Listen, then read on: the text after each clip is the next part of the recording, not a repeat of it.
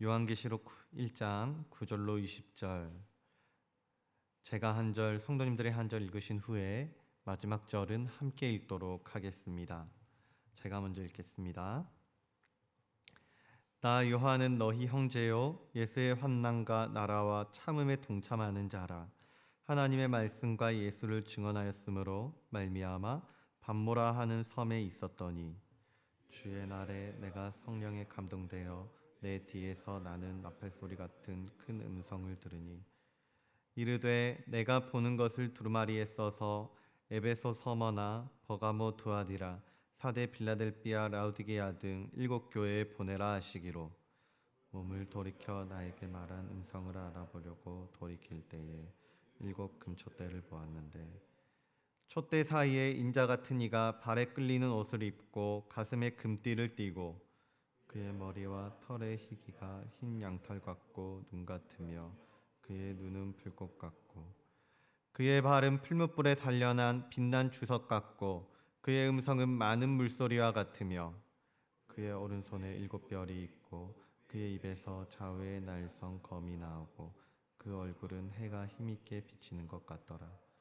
내가 볼 때에 그의 발 앞에 엎드려져 죽은 자 같이 되매 그가 오른손을 내게 얹고 이르시되 두려워하지 말라. 나는 처음이요 마지막이니 곧 살아있는 자라. 내가 전에 죽었노라. 볼지어다 이제 세세토록 살아있어 사망과 음부의 열쇠를 가졌노니 그러므로 내가 본 것과 지금 있는 일과 장차될 일을 기록하라. 함께 읽습니다.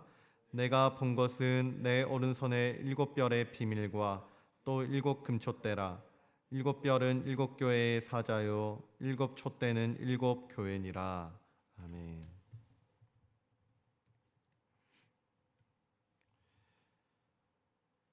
지난주까지 우리는 회복이라는 주제를 가지고 역대상 말씀을 나눴었습니다. 그리고 어제부터는 이제 요한계시록 말씀을 나눠보게 되었는데요. 성도님들이 이 계시록이라는 성경을 읽다가 보면은 이 말씀에도 분명히 회복이라는 주제가 선포되고 있음을 발견하실 수 있을 것입니다. 그러면은 우리는 눈치챌 수가 있는 건데요.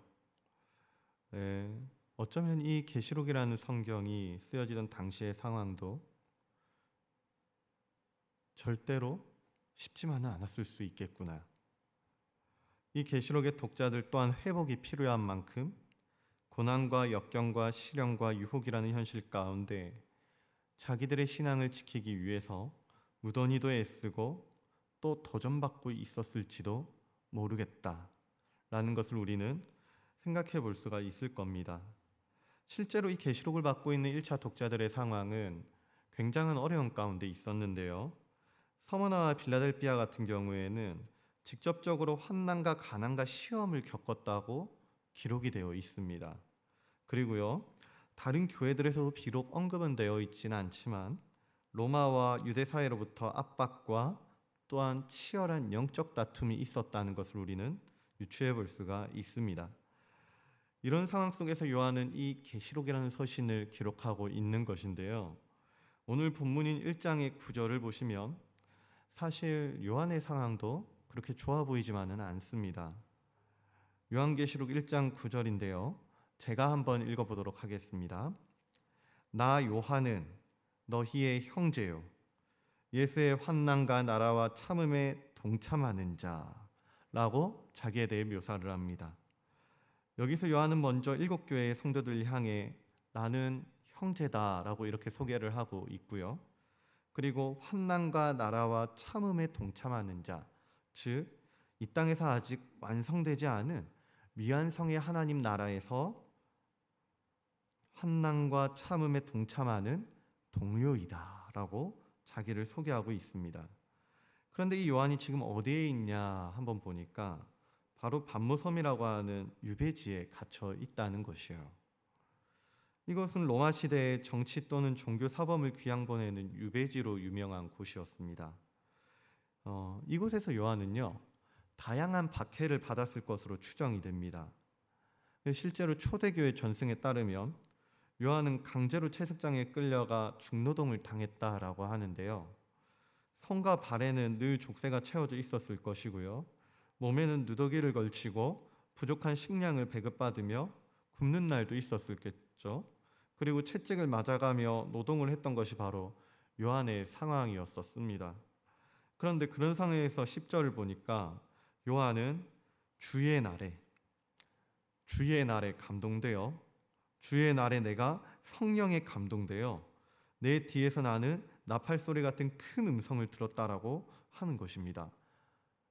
그런데 그 말씀이 뭐였나 보니까 11절부터 나오는데, 이르되 내가 보는 것을 두루마리에 써서 에베소, 서머나, 버가모, 두아디라, 사대, 빌라델비아, 라오디게아 등 7교회에 보내라 하시는 말씀이었다라는 것이죠. 이런 배경에서 요한은 계시록이라는 성경을 기록하게 되었다고 기록하고 말씀하고 있는 것입니다.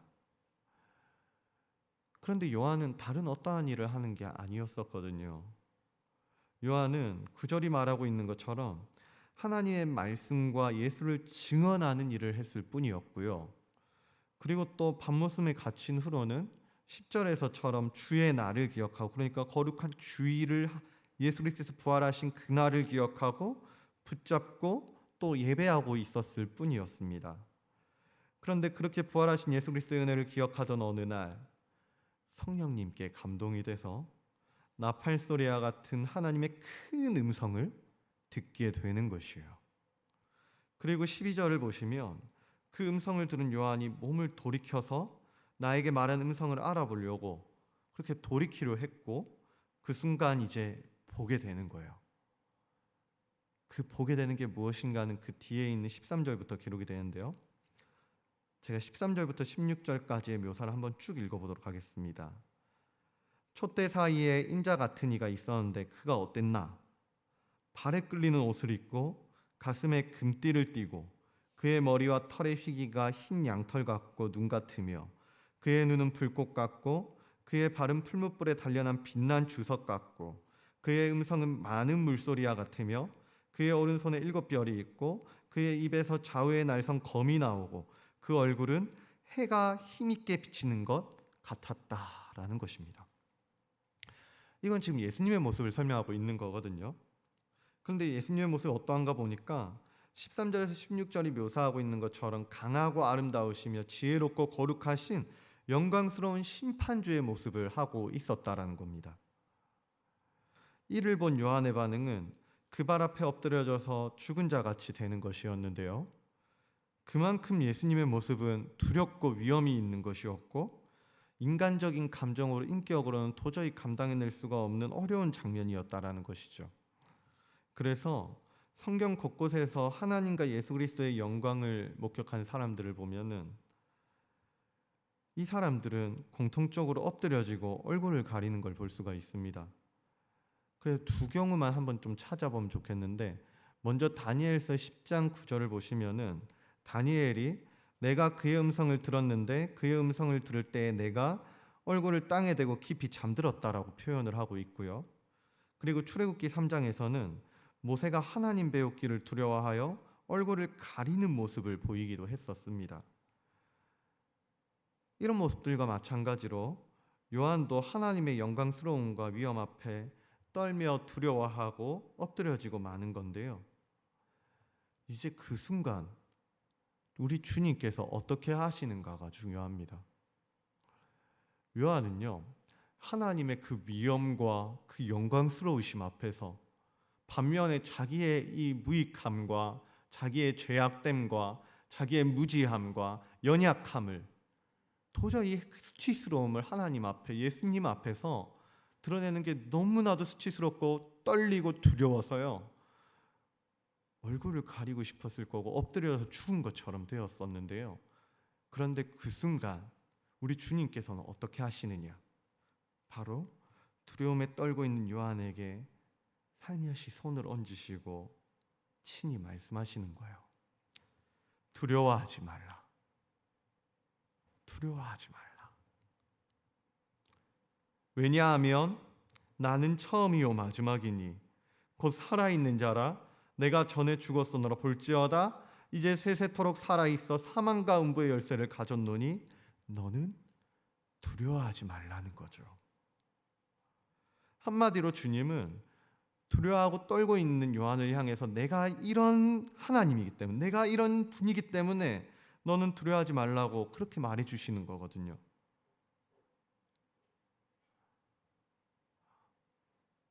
어쩌면은 주님의 방식이 우리는 조금은 이해가 되지 않을 수도 있습니다. 두려워하고 있는 그런 어떠한 백성을 향해서 내가 너의 그 문제를, 내가 너의 그 두렵고 떨리는 마음을 해결해 줄 테니까, 그러니까 넌 두려워하지 말라, 이렇게 얘기해 주는 게 우리의 이 상식으로는 받아들이기 더욱 쉬울 것 같거든요. 그런데 주님께서는 요한을 향해서 너의 상황을 얘기하는 게 아니라 나를 보라는 겁니다. 당신은 이런 분이기 때문에, 이런 분이시기 때문에, 그러니까 요한아, 너는 두려워하지 말라는 거예요. 그래서 예수님은 나는 처음이요 마지막이라고, 나는 죽었으나 세세토록 살아있을 거라고, 사망과 음부의 열쇠를 가졌노라고 그렇게 요한을 향해서 말씀을 해주고 있는 것입니다.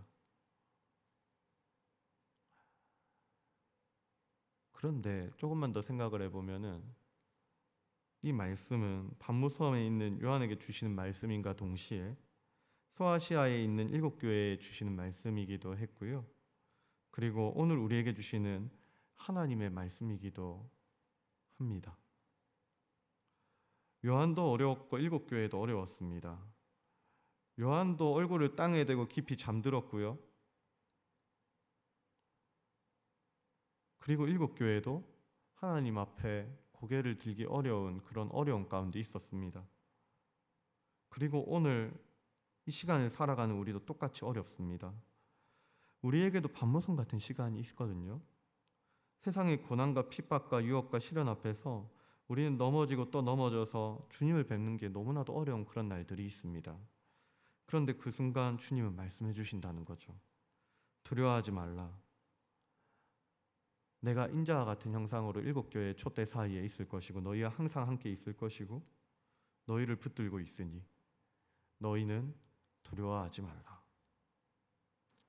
우리 주님께서는 지금 이 순간도 어쩌면은 우리를 향해서 그렇게 말씀해주고 있을지도 모르겠다라는 생각이 드는 겁니다. 사랑하는 성도님들, 살아가다 보면은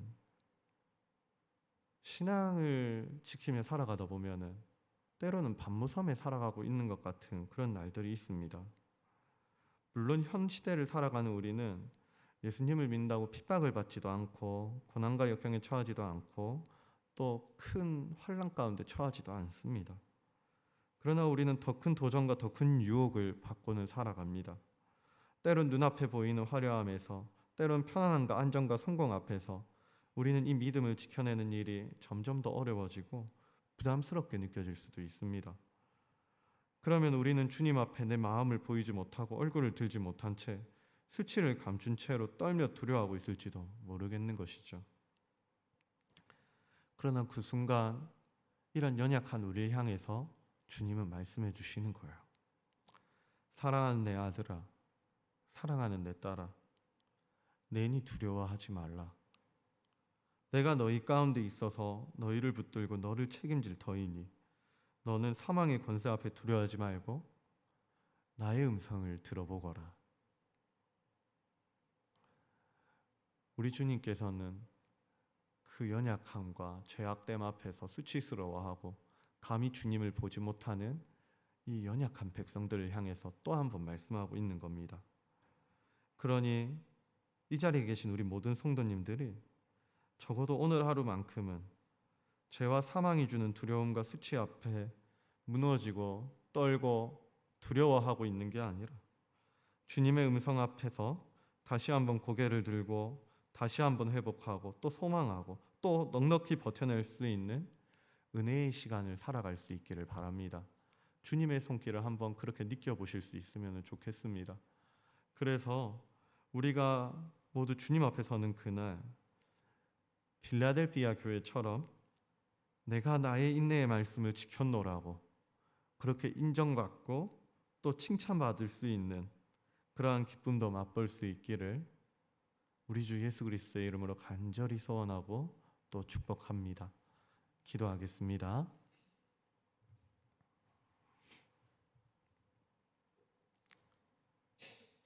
사랑과 은혜가 충만하신 하나님,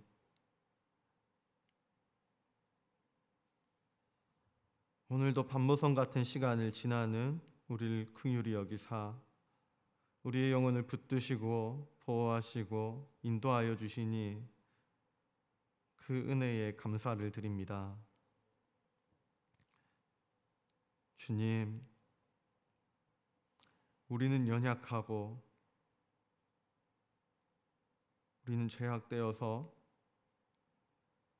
때로는 세상의 유혹 앞에 흔들리고 넘어지고 또 흐려질 때가 있는 것 같습니다.